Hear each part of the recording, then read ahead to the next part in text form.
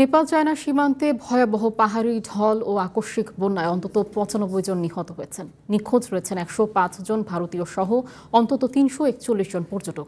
এছাড়া দেশটির ৪৪ জন সেনা, ২৬ জন পুলিশ এবং সশস্ত্র বাহিনীর ৯ কর্মকর্তা নিখোঁজ রয়েছেন।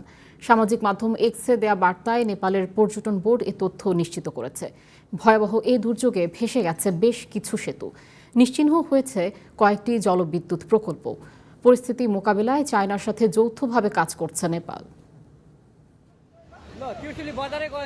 বুধবার ভোরে নেপালের রাজধানী কাঠমান্ডুর উত্তরে ধেয়ে আসে প্রলয়ঙ্করী আকস্মিক বন্যা। মুহূর্তের মধ্যেই লণ্ডভণ্ড হয়ে যায় রাসুয়া জেলা।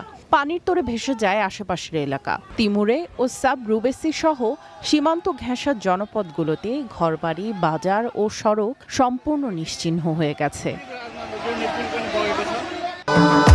ভবিষ্যৎ হোক নিরাপদ, বিনিয়োগ হোক বিশ্বস্ত, আর আমার পছন্দ সল্ট বে।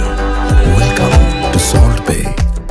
দেশটির সংসদে পররাষ্ট্রমন্ত্রী শিশির খানাল জানিয়েছেন, বুধবার সকালে আঘাত হানা একটি শক্তিশালী ভূমিকম্পের পরপরই পাহাড়ি অঞ্চলে ভয়াবহ তুষারধস হয়, যা ভোট কাশী নদীর গতিপথে বাধা দিলে তীব্র আকস্মিক বন্যা দেখা দেয়। নেপালের পাশাপাশি চায়নার সীমান্ত অঞ্চলেও এর প্রভাবে ব্যাপক ক্ষয়ক্ষতি হয়েছে।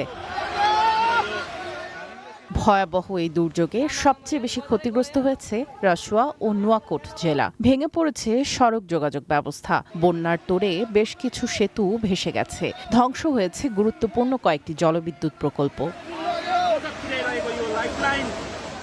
পরিস্থিতি মোকাবেলায় চায়নার সাথে যৌথভাবে কাজ করছে নেপাল।